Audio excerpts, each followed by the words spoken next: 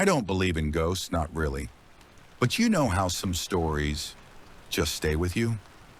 Not because you think they're true, but because some part of you wonders, what if? My father was a trucker, like me, drove long haul up and down the East Coast for most of his life, before he vanished. I was 13. They found his rig, engine cold, headlights on, parked neat and clean off Route 5. Not a scratch on it. The cab was locked from the inside, keys in the ignition. No sign of him. None. The only thing out of place was a fingerprint, a child's fingerprint, smudged on the inside of the passenger window. He didn't have kids with him, and he sure as hell didn't let strangers into his cab. That story, that became a shadow I could never shake. So when I got older, took the wheel, found myself behind the same wheel he used to hold. I didn't believe in ghosts, but I listened to the stories. I collected them, like strange postcards passed around the midnight radio. Black Aggie, Molly at the Lord Baltimore Hotel, the soldiers in the fog at Point Lookout. I never planned to go to those places. Not really. But then came that night in Baltimore. The kind of night where the world feels just a little thinner. It started like any other layover. Drop a shipment near the docks, wait overnight for a pickup. Nothing new. I've done that loop out of Philly 100 times. But this time, dispatch messed up the paperwork, said I'd have to wait till morning.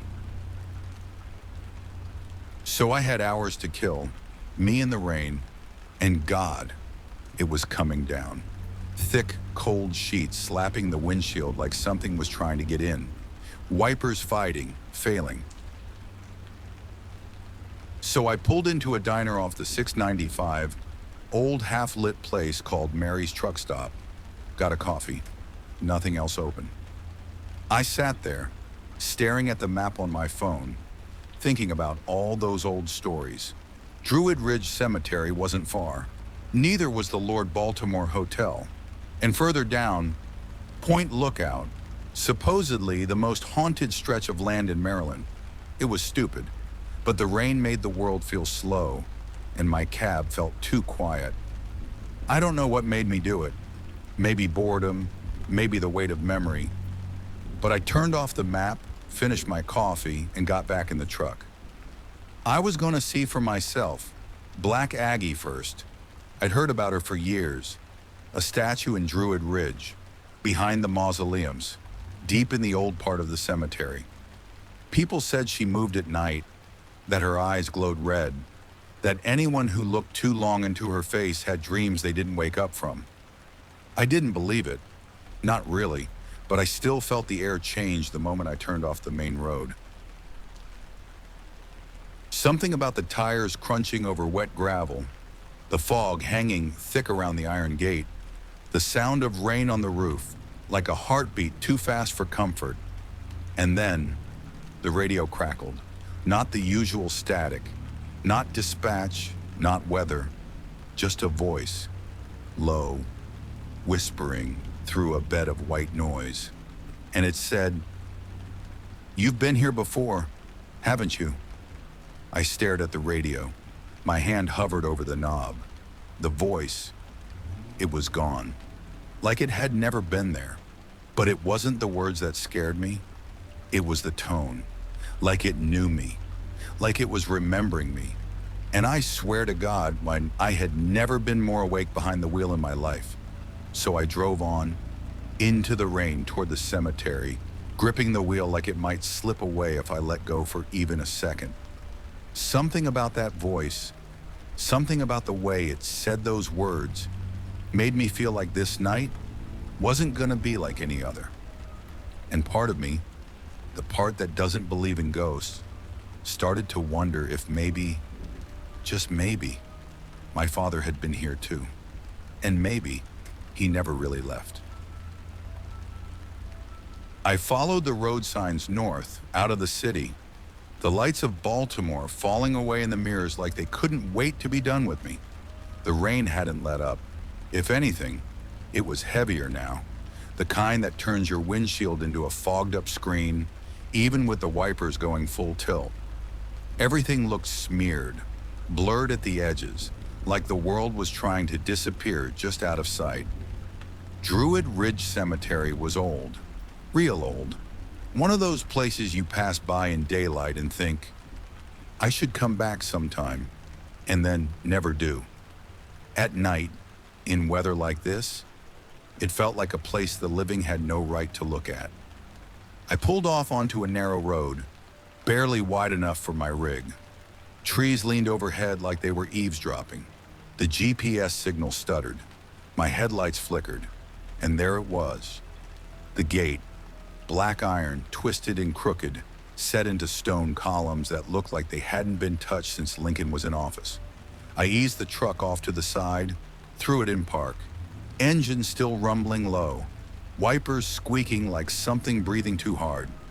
I don't know what I expected. Nothing, maybe. Just to say I'd done it. To look. To stand in the same spot where all the stories started. So I stepped out, into the rain, into the dark. My boots hit the gravel with that thick, wet sound. The kind that always makes you feel like you're walking into something. There wasn't a single light. No lamps, no street glow, just shadows. And there, maybe 30 yards in, past rows of crooked headstones and half-toppled angels, I saw her, Black Aggie, sitting silent at the base of an old mausoleum, draped in what looked like stone cloth, hands folded, head bowed, as if mourning something no one ever buried. I took a few steps forward, slow, careful. The rain ran down her face like tears. People say it's just a statue, bronze or granite or whatever, but up close, you'd swear it was something else. Her eyes weren't carved. They were hollow, deep, empty, and for a second, I thought I saw them move, not blink, not shift, but change. Like when you look too long at a photograph and suddenly realize the smile is gone. My throat dried up. I took a step back, and the gravel behind me crunched, but I hadn't moved. Someone else had. The back of my neck went ice cold. I turned around and nothing but darkness and trees and rows of quiet graves. Nothing moving, nothing breathing, but I felt it, deep in my spine. That quiet certainty that I wasn't alone. I backed away, never turning my back to her, my boots slipping on wet stone. And then I was at the gate again, practically stumbling over myself to climb back into the truck. I slammed the door, locked it, started the engine. Headlights cut through the rain like a blade. And in the rear-view mirror, she was gone. The bench was empty. But before I could move, the mirror fogged over, just for a second. And in that haze, I swear I saw the outline of a face, not hers, a child's. Eyes wide open, mouth almost smiling, and a finger pointing at me. I hit the gas. Gravel flew. The gate disappeared into the mist behind me, and I didn't look back. Not once. I didn't speak, didn't breathe, just drove. The rain kept slapping the windshield like it was trying to wash something off the night itself. And the wipers, God, they started to sound less like machinery and more like breathing. Shallow, rhythmic, uneven. I kept my hands on the wheel, white-knuckled, eyes darting from mirror to mirror. No traffic, no lights behind me, just me, the road, and whatever the hell I had left behind, or hadn't. I kept thinking about that statue, Black Aggie, the way her eyes seemed to hollow out the longer I looked, like she saw through the rain, through my jacket, through my skin, like she knew something I didn't, like she'd seen me before. That thought, it made my stomach knot. I shook my head, flicked the high beams on, trying to snap myself out of it. Get it together, man. Just stories, just rain, just tired. But then, The cab got colder, not the kind of cold from outside air. This was inside cold, heavy, still, like the air had thickened. I adjusted the defroster, reached for the heat dial, glanced at the rearview mirror, and froze. There were headlights behind me. Two pale beams, maybe 100 feet back, round and dull and steady, cutting through the fog like someone had been following me this whole time. Only, I hadn't passed a single car since I left the cemetery. Not one. My heart started to drum faster. I leaned forward trying to see better. But the fog was too thick. The lights didn't move. They just hovered there, hanging in the dark like the eyes of something too big to see. I tapped the brake. The glow dimmed, like the driver behind me did the same, mirroring me. I stared at the mirror, breath shallow. Then, just like that, the lights were gone. Gone. No fade out, no slow turn off the road. Just vanished. Snapped out of existence like someone flipping a switch. I gripped the wheel tighter. My mouth was dry. And that's when the CB crackled. Not static, not a voice, not words. Breathing, ragged, close. I looked down at the mic, still hanging on its hook. Then the voice came through, soft, like it had to fight through every mile of storm. Stop! Just one word. Then silence. The kind of silence that hums in your ears and makes your skin itch. I reached for the mic, but couldn't bring myself to touch it.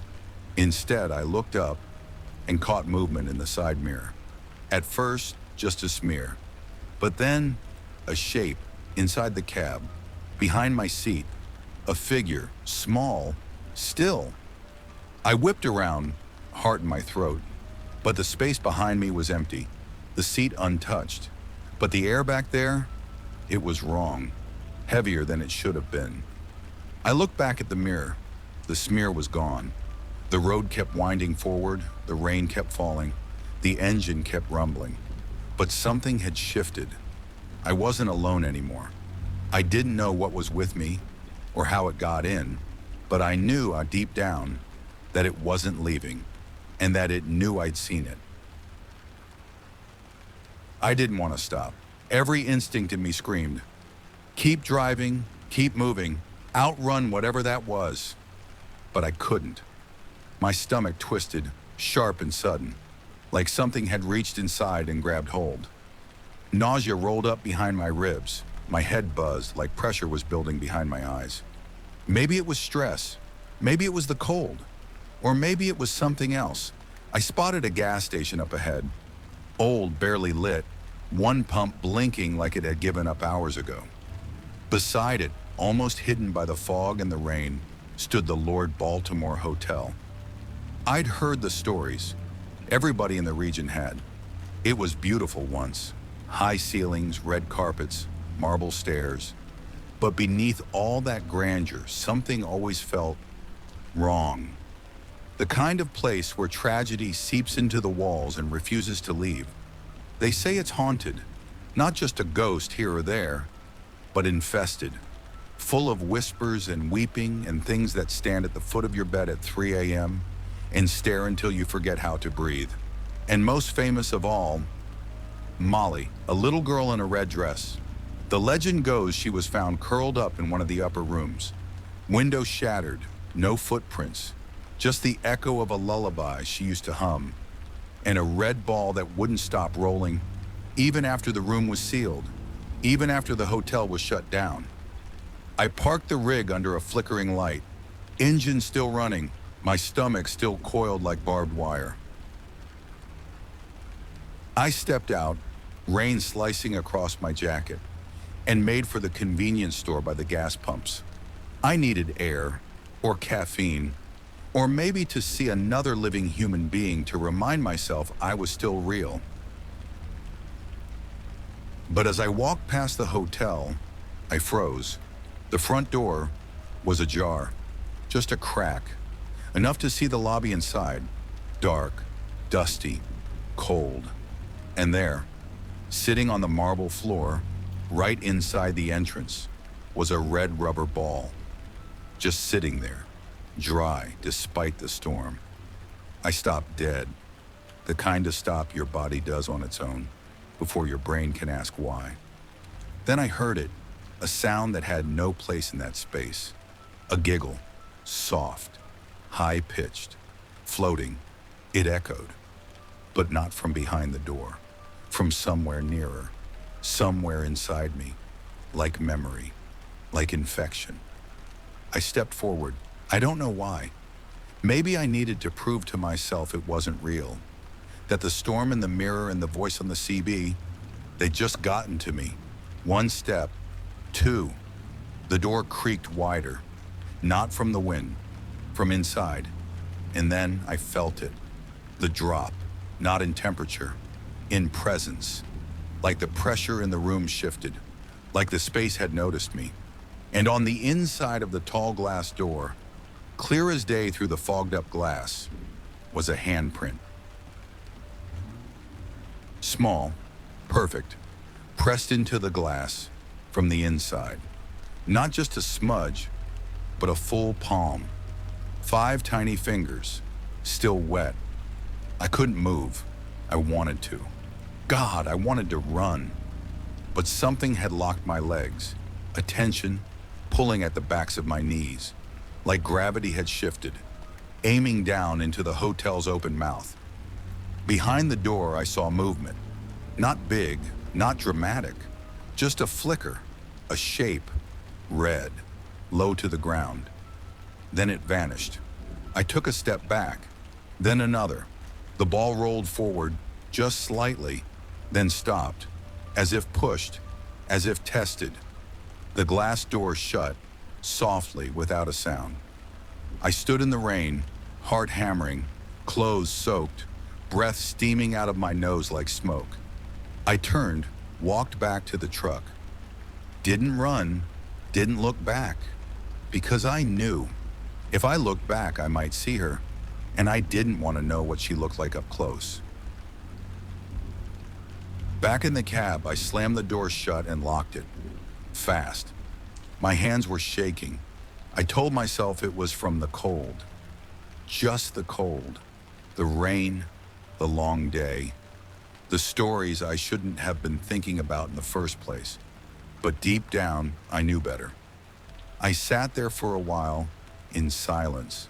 The kind that stretches. That heavy silence that makes the ticking of the dashboard clock sound like hammer blows. The heater hummed low. The windows fogged up fast, faster than they should have. I wiped the glass with my palm, trying to see the road again.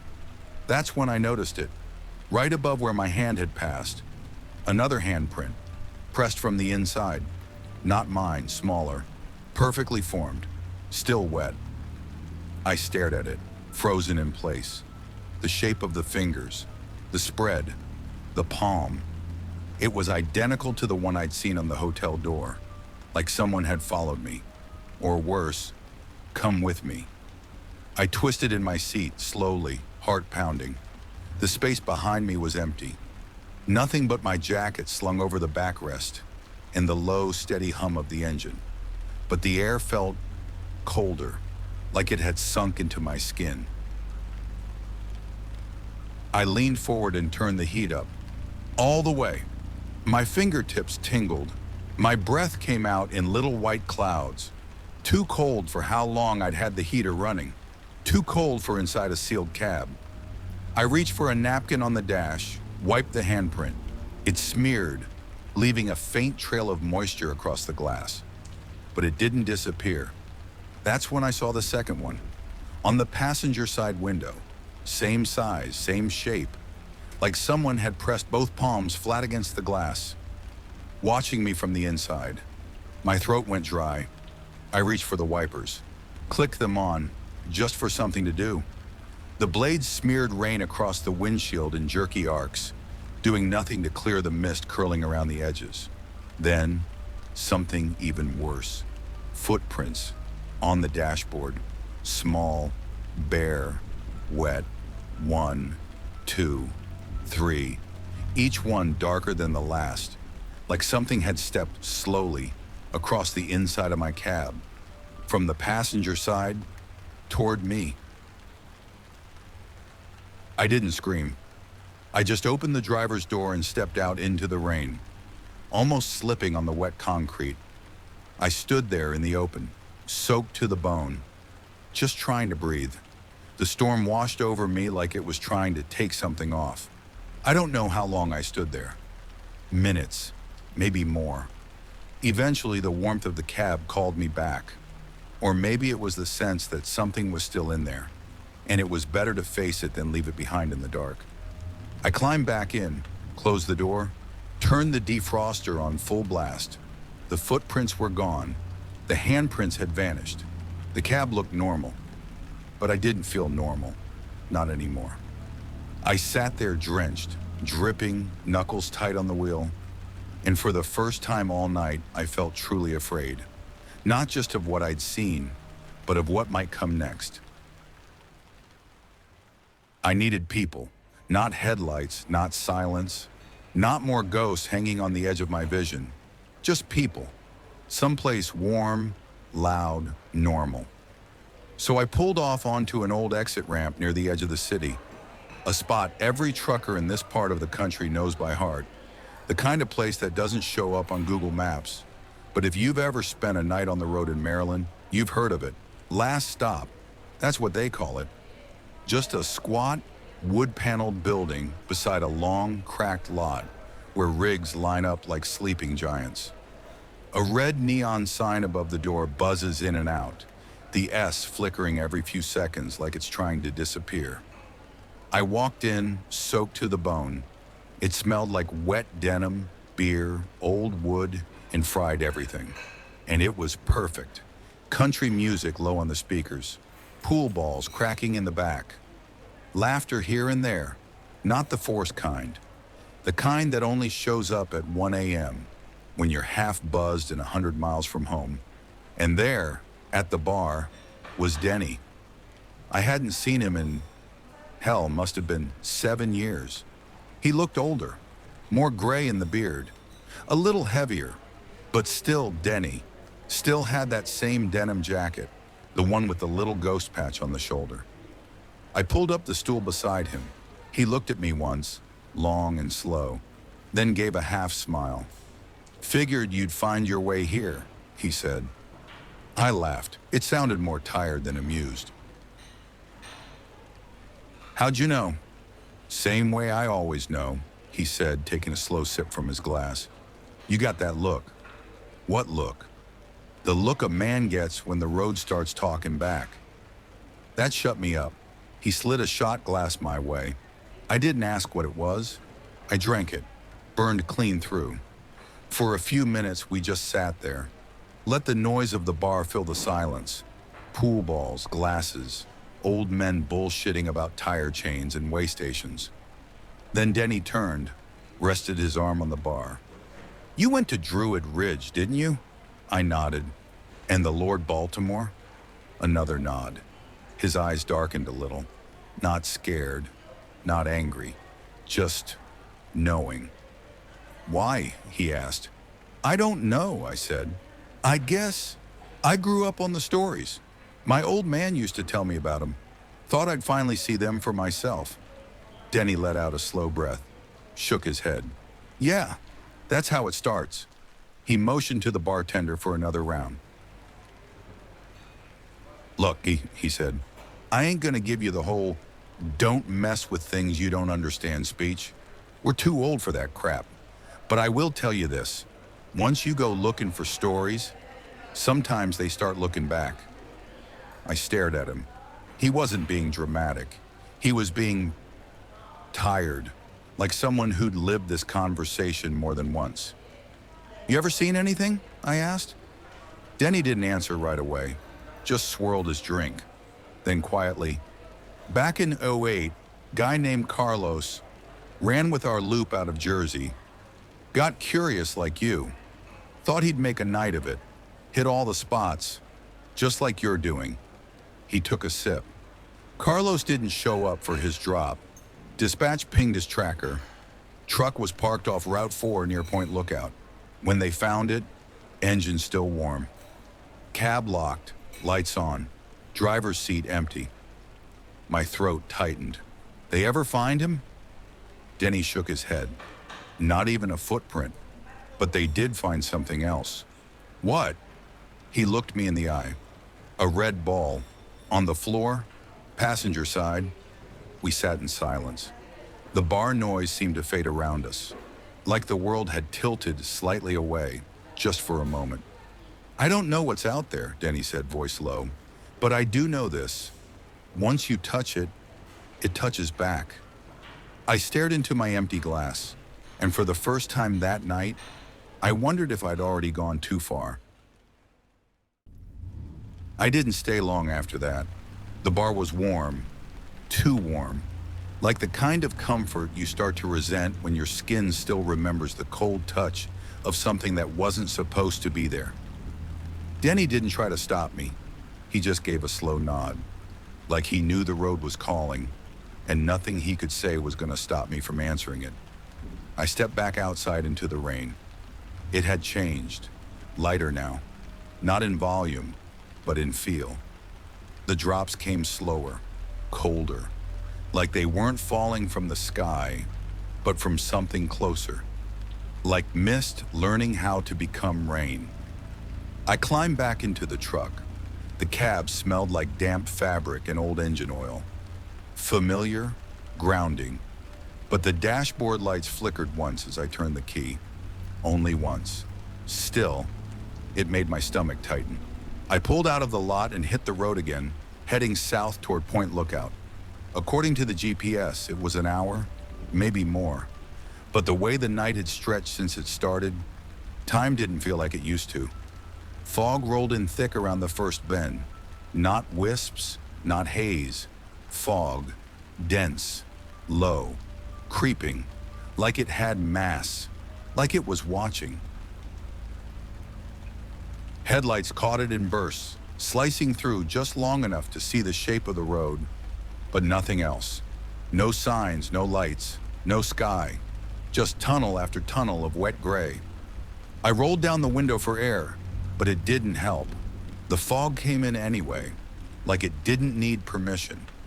Somewhere along the stretch, I realized I was gripping the wheel harder than I needed to. My shoulders ached. My jaw was tight. I turned on the radio. Static. Tried the CB. Nothing but quiet. Not even the occasional trucker chatter. Just silence. Not natural silence either. Not the kind that comes from being alone on the road. This was held breath silence. Like the world was waiting for something to happen. I passed an old road sign, the kind with paint faded down to ghost lettering. It read, Point Lookout. 23 miles underneath it, someone had scratched something with a knife or a key.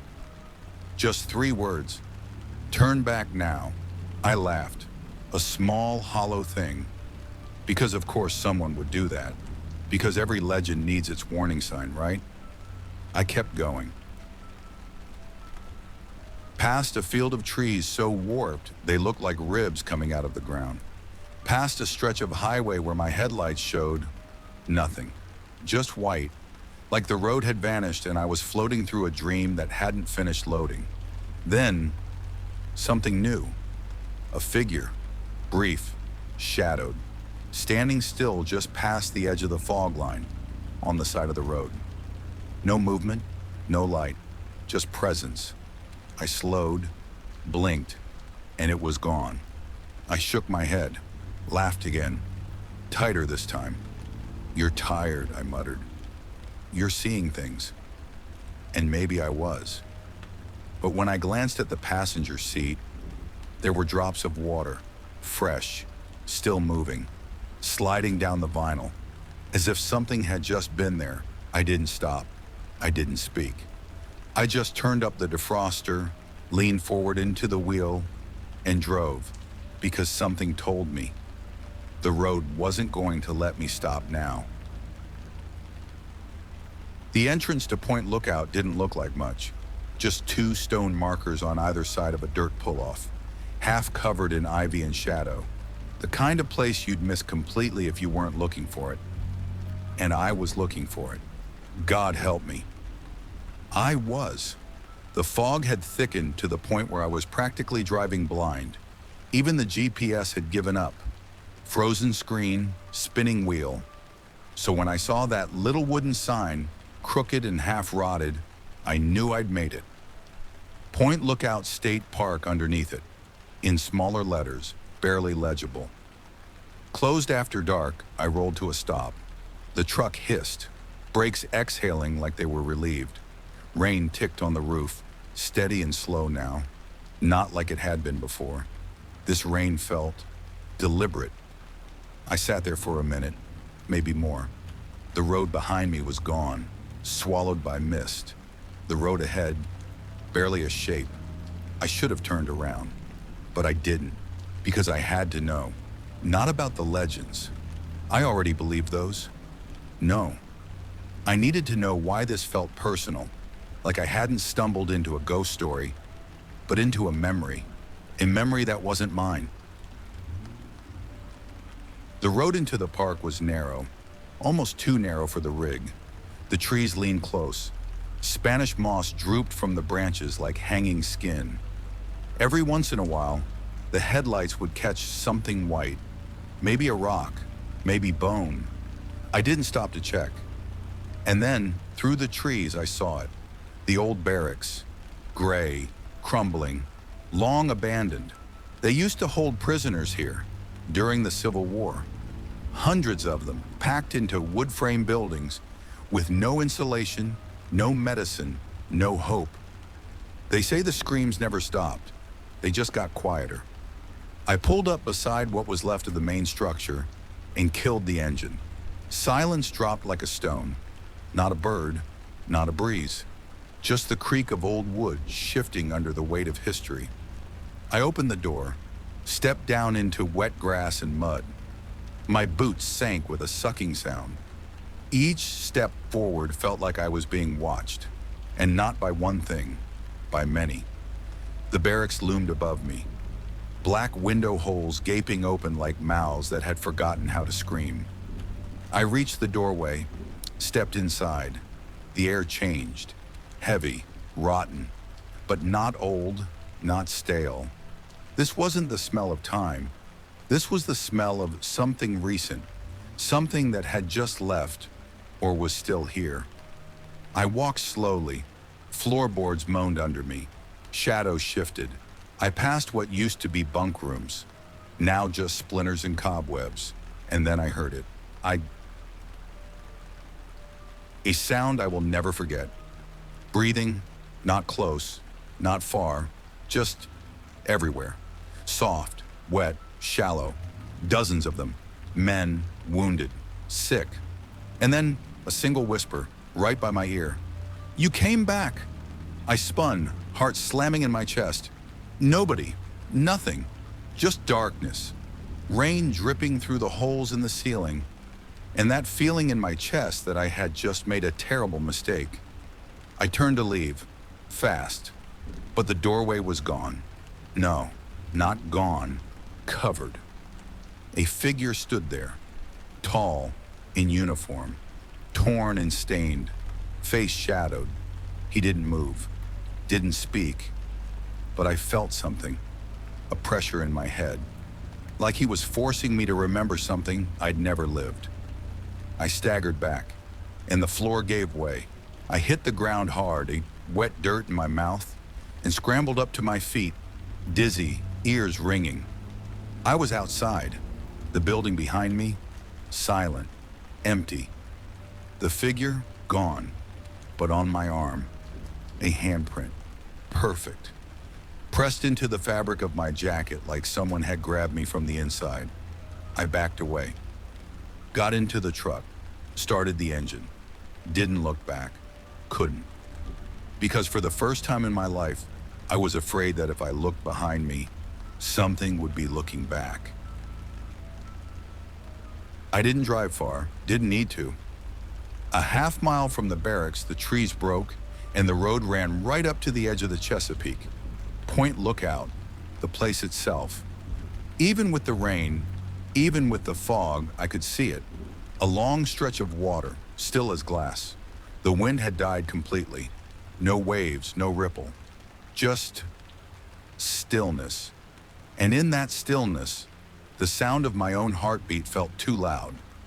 I pulled up to a clearing near the shoreline, killed the engine, let the rain tap gently against the windshield like cautious fingers. I didn't know why I stopped. Not really. Something about the water called to me, not with a voice, not with anything I could name, just pulled. I stepped out of the cab, boots hitting wet earth with a dull crunch. The fog hung thick over the shore, but the water, God, the water. It was clear, too clear.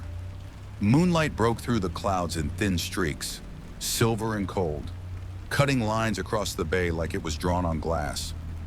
I walked to the edge, and that's when I saw them. Reflections, figures, not mine, not people behind me. No movement on the shoreline, but the water, it showed shapes, 5, maybe 6, standing, still, long coats, tattered uniforms. One of them wore a cap, all facing the same direction, toward me. I blinked. They didn't even ripple, just held there, in the glass black surface, like a photograph buried under ice. I turned slowly. No one, just empty shoreline.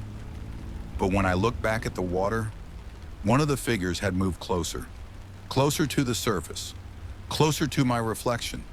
My breath fogged the air, and then the fog on the water shifted, not from wind, not from rain, but like it had been pushed, like something underneath had risen just enough to touch it.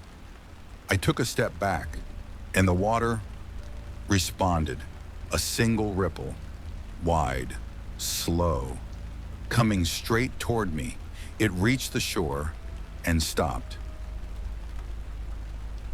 But the silence didn't.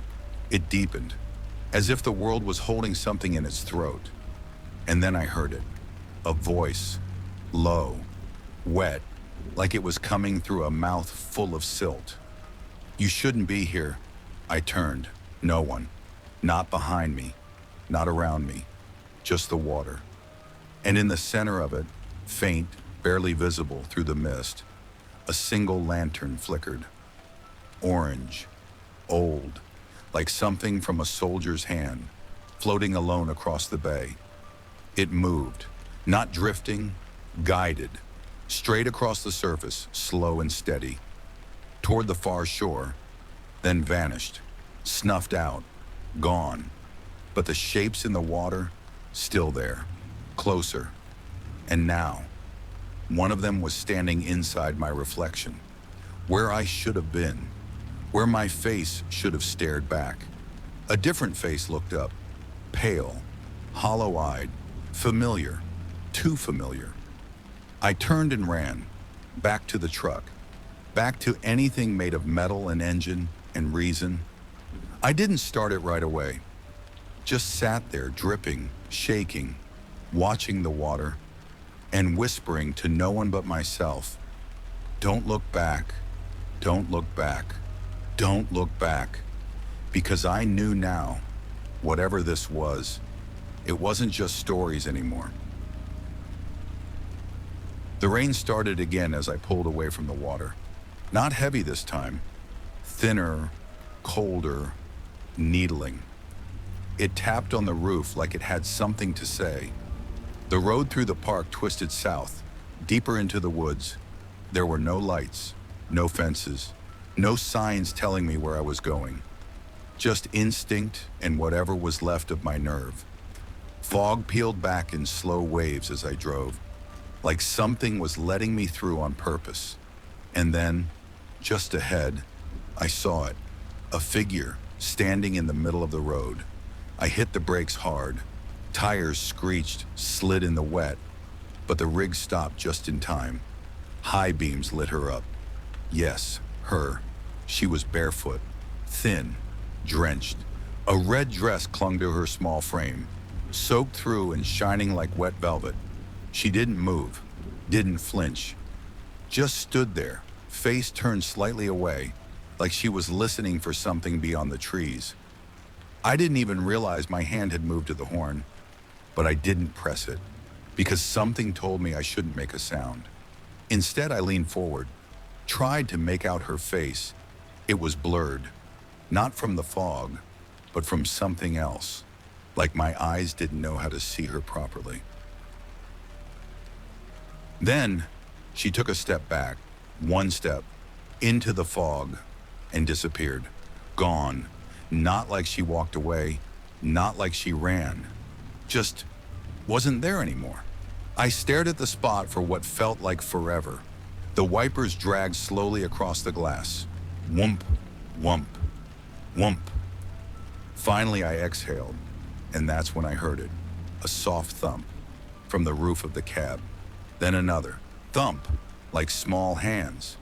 Thump, running across the top of the truck. I looked up, out the side window. Raindrops streaked past in slanted lines. And then just barely a shadow moved across the windshield. Fast. Low. I flinched. Hard. It was gone.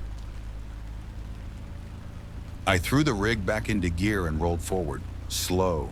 Careful. Watching the mirrors. Nothing. Until a reflection in the side mirror. Not mine. Not behind me. It was her. The girl in the red dress. Standing on the side of the road again. But this time she was facing me and smiling. But her smile didn't reach her eyes. Her eyes weren't even looking at me. They were looking through me, past me, like something was standing behind my seat. I turned, slow, nothing. Seat was empty, cab was still, but my body knew better. My bones knew better. I pressed the pedal gently, moved ahead. The mirror shifted, and the girl was gone again, like the fog had eaten her whole. I kept driving, didn't talk, didn't breathe more than I had to, because for the first time tonight, I realized whatever was following me, it didn't need the road anymore. It was already inside the truck. The cab was too quiet, the kind of quiet that presses into your chest and makes your pulse feel loud in your ears. I reached for the radio, the old one, the CB. Maybe I just wanted to hear a human voice. Maybe I wanted to believe there were still other drivers out there, somewhere in the rain. I clicked it on. Static. That sharp, dry hiss that fills space like a threat. I turned the dial, slowly. Nothing. Then, pop. A voice, faint, garbled. "You hear me?" I leaned in. "Say again?" Nothing, just static again. Then from a different channel, "Wrong way. You're going the wrong way." The voice was clearer now. Male, low, familiar. Something about the tone made my stomach turn. I spoke into the mic. "Who is this? You calling out on 23? Silence, then, like it had been waiting. "You shouldn't have gone to the water." I stared at the mic like it had grown teeth. "Who the hell is this?" No answer. The channel flipped on its own. I swear, my hand wasn't near the knob. The screen blinked, then blinked again, then settled on a blank channel. Dead silent, until you left me there. That voice, my blood ran cold. I knew it. I knew it. "Denny," I whispered, but it wasn't him. Not really. It was like him. A mimicry. The words had his weight, his rhythm, but not his soul. Like something had listened to him long enough to learn how to wear his voice, and now it was wearing it for me. "You knew the rules," it said. Quiet. Calm. You opened the door. The static flared, sharp and sudden, made me flinch. I grabbed the knob, turned the volume down, and it didn't respond. The voice grew louder. "You looked where you weren't meant to look. You saw her. You heard them." I reached for the power button. "You invited us in." And then silence. Dead. The screen flicked off. The mic dropped from the hook on its own, hit the floor with a dull clack. I sat frozen. Rain blurred the windshield. The engine rumbled like a tired animal beneath my feet. Then, without warning, the cab went dark. Everything, dashboard, dome lights, radio, gone. Like something had unplugged the world. The only sound left was the rain, and underneath it, breathing. Not mine, not shallow, not fast, deep, measured, just behind my seat. I didn't turn, not right away, because something told me if I looked, really looked, I'd see it. Not just a figure, not just a face, but something wearing me, wearing my shape, waiting to take the wheel. I reached slowly, hand trembling, and turned the key. The dash stayed dead. Tried again. Click. Nothing. Outside, a flash of lightning lit up the trees in stark white, and for a second, in the glass of the passenger window, my own reflection blinked, but I hadn't. Something was wrong with the mirrors. I noticed it maybe 10 minutes after the power came back. Just a flicker at first, a hesitation, like they weren't reflecting what they should.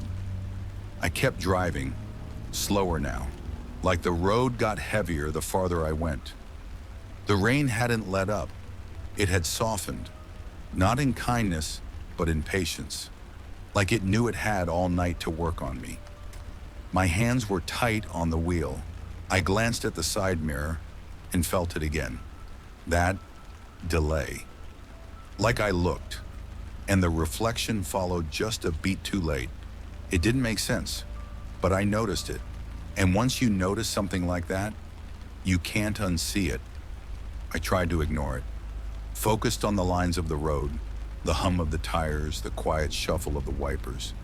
Just drive, just drive. But then, the rear view. I caught it out of the corner of my eye. Something small in the back seat.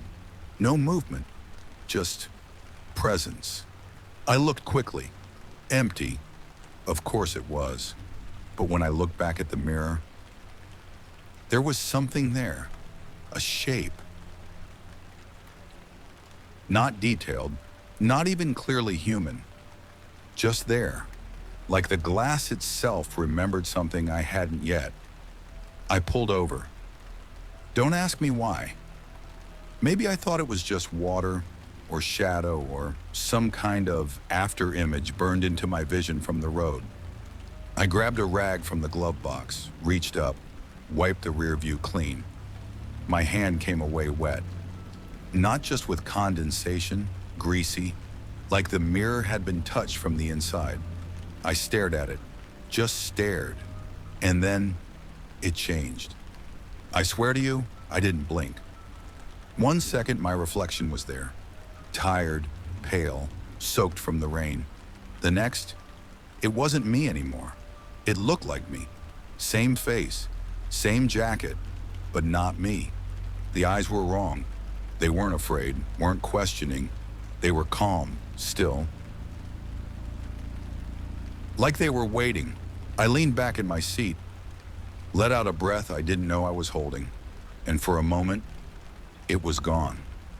My reflection came back, as it should have been. But now the cab didn't feel empty anymore. There was this pressure, not loud, not heavy, but steady, like I was sharing space with something that wasn't asking permission.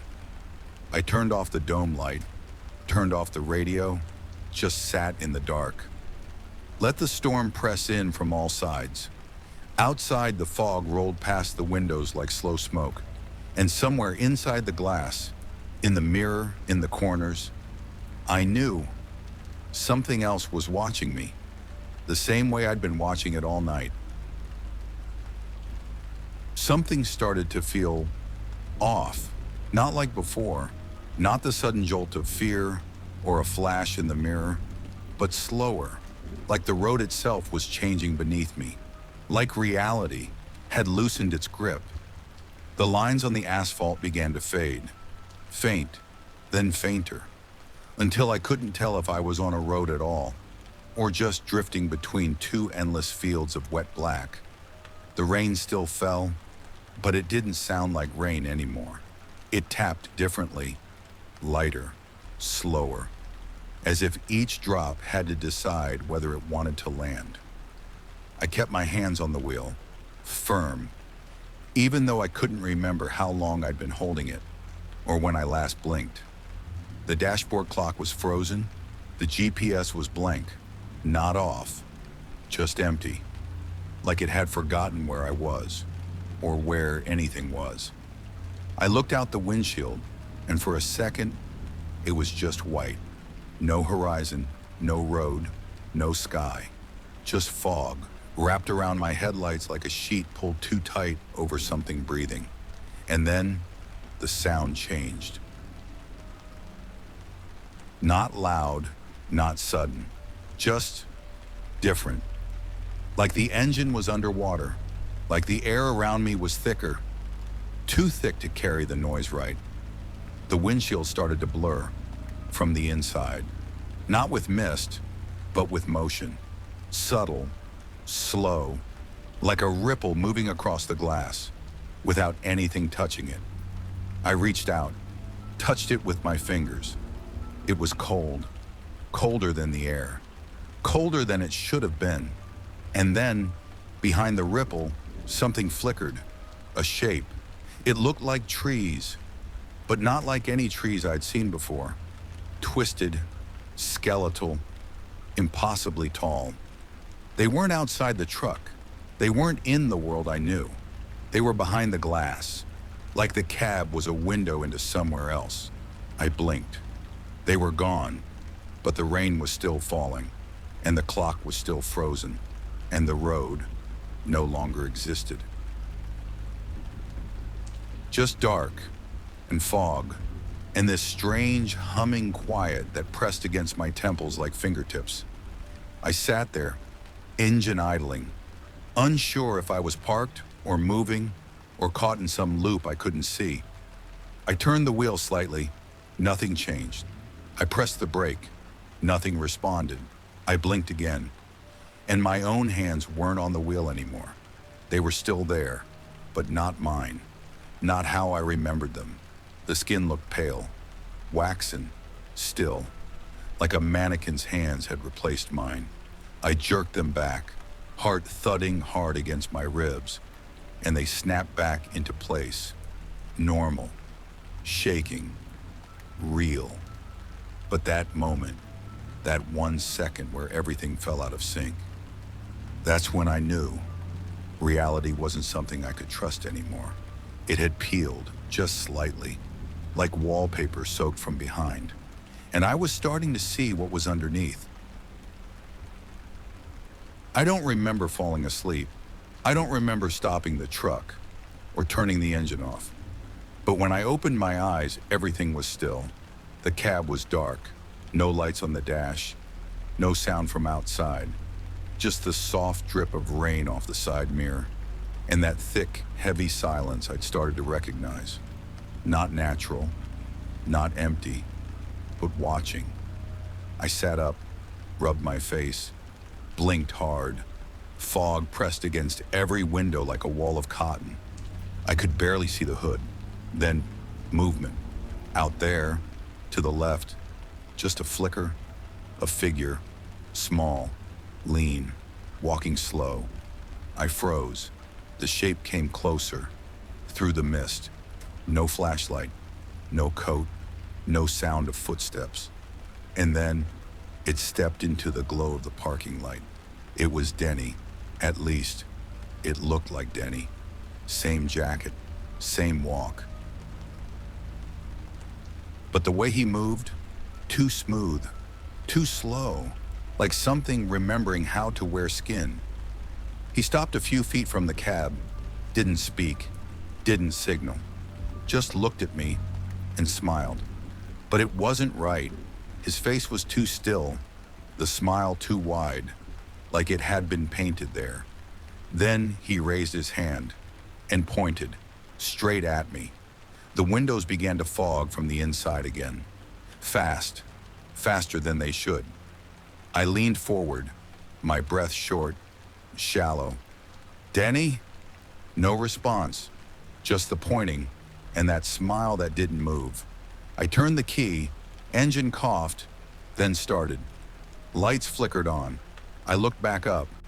He was gone. Not walked away, not turned, just gone. Only one thing remained where he'd stood. Something small, round, barely lit in the glow. I leaned out the window, rain kissing my face, eyes straining. It was a red ball, perfectly dry, sitting on the wet ground. And something about that made my whole body go cold. I slammed the window shut, shifted into gear, didn't look back. But as I pulled away, the CB crackled, just once. One sharp burst of static. Then his voice, not the wrong one this time, the real one. Low, tired, almost gentle. "You should have listened." Then silence. I kept driving, didn't check the mirrors, didn't touch the radio, didn't even breathe right for the first few minutes. Just stared forward, hands locked on the wheel, eyes burning from the strain. The rain had slowed again, not stopped, just gone quiet. Thinner, lighter, too light, like it wasn't rain anymore. Just static, falling from the sky. The road beneath me started to change, not all at once. Little things. The lines disappeared, then came back, but in the wrong place. The pavement turned darker, then lighter, then cracked where I knew it had been smooth a second ago. Signs on the side of the road flickered in and out, like ghosts forgetting what they were supposed to say.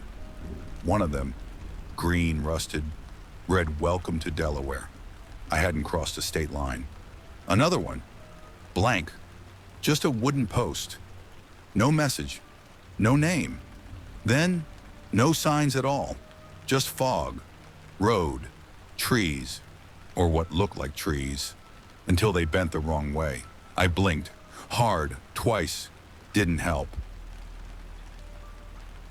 The headlights only reached a few feet now, swallowed whole by whatever had taken the world. And the weirdest part? It was quiet. No engine hum, no tire noise, no rain against the glass. Just nothing. Like I wasn't moving at all. Like the road wasn't even real anymore. Just something drawn under me to keep me from noticing the truth. I reached for the GPS again. Dead. Phone. Dead. CB. Off, despite the light still glowing. I tapped the brakes. No resistance. Not a lurch. Not even a slowing. Like gravity had decided it didn't apply here anymore. I opened the window, put my hand out. No wind, no water. Just air. Thick, stagnant, cold. I whispered to myself. I don't even know why. "Where am I?" The fog answered, not with sound, but with shape. A figure stepped onto the road, just up ahead, not walking, just there. Then another and another, all of them, standing still, lined up across the road like a wall of silence. They didn't move, didn't speak, just waited. Men in uniform, coats torn, their faces blank. One of them held a lantern, and then, as if someone turned a dial, the road ended. Right in front of me. No curve, no turnoff. Just nothing. Black. Not darkness. Black. Like the world had been cut off mid-sentence. I slammed the brakes again. Nothing. No sound, no feeling. Just sliding. Not down, not up. Through, and in the mirrors. For the first time since all this began, I saw something real. Myself. Eyes wide, mouth open, hands white on the wheel, and behind me, all of them. The girl, the soldier, the figures from the lake, all of them watching, Closer now. Closer than reflection. I don't know how long I was gone. Minutes. Hours, maybe more. All I remember is the dark. Not night. Not shadows. Dark. Like the world had turned itself inside out. I was still in the truck, I think. Still gripping the wheel. Still staring forward. Even though there was nothing there. No road, no sky. Just that pitch black pressure all around me. Like being buried without dirt. I tried to speak once. Tried to say my name out loud. Just to hear something human. But the words didn't come out. Not even a whisper. Just breath. Cold. Shallow. Wrong. Then, movement. Not outside. Not around me. Inside. A shift. Behind my ribs. Behind my thoughts. Like something had curled up in the space where my voice used to be. I blinked. The dark peeled back. Not fully. Just enough. And I saw it. One final image. Clear, sharp, like it had been waiting for me to look. A long stretch of road. Empty. Glowing wet under a full white moon. A house at the end. Small. Wooden. Light in the window. And standing out front. Me, but not me. He stood still. Hands in pockets. Head tilted slightly. Like he heard something I didn't. Like he'd been expecting me. He looked up. Straight at me. Smiled. Not cruel. Not kind. Just certain. And behind him, through the house window, I saw all of them. The girl, the soldier, the man from the mirror. Denny. They were waiting. Like this had always been the plan. Like I was just catching up. The house flickered. Once. Like a candle fighting wind. And then, gone. No house, no light, no road. Just fog again. Soft, quiet, endless. I was back in the cab, engine off, glass fogged, mirrors blank, and on the passenger seat, a photo. Old, worn, black and white. It showed a man standing next to a truck. Same model, same rig, same dent in the fender, same smile. It was me. But the name scrawled on the back wasn't mine. I don't remember turning off the road, but I wasn't on it anymore. The lines were gone, the trees were gone, no signs, no turns, no sound. Just the hum of the engine, the slow rhythm of the wipers, and that low, stretching quiet, like the world was exhaling one final time. I kept driving, because I didn't know what else to do. I didn't know where I was going, or if I was still going anywhere at all. The CB stayed dead. The radio wouldn't tune. My phone screen was black. I hadn't seen another set of headlights in over an hour. Maybe more. Time didn't feel like time anymore. It just unfolded. I glanced in the mirror and didn't see myself. Not like before, not twisted or wrong, just not there. The seat was full, but it wasn't me. It was like watching someone else's dream through my own eyes. I pulled over, I think. The truck rolled to a stop without sound. Like the ground was too soft to remember the weight, I stepped out. Rain touched my skin again, barely, like a memory of water. I looked around. Empty field, black trees, mist hanging low, like breath just waiting to be spoken. The truck's headlights cast two pale cones into the nothing. And that's when I realized there were no shadows, just light and dark, but no in between. I reached back for the door handle, but the truck was gone, not vanished, not in a blink, just not there anymore. Like I dreamed it, like it had dropped me off and kept going without me. I turned in a slow circle. No road, no sound. Only one thing left. Footsteps. Mine? No, they were already there. Dozens, worn into the ground like paths in tall grass, all leading in the same direction, toward a place I couldn't see, a place just beyond the edge of what was allowed to exist. I followed. I don't know why, not out of fear, not even curiosity anymore, just inevitability. Somewhere behind me, I heard the engine of my truck start again, but I wasn't in it, and I knew. Nobody else was either. It was just driving now, alone, like I had, for so many years. And in a way, it felt right. Because maybe I'd never really been driving it at all. Maybe it had always been carrying me, and now it didn't need to anymore.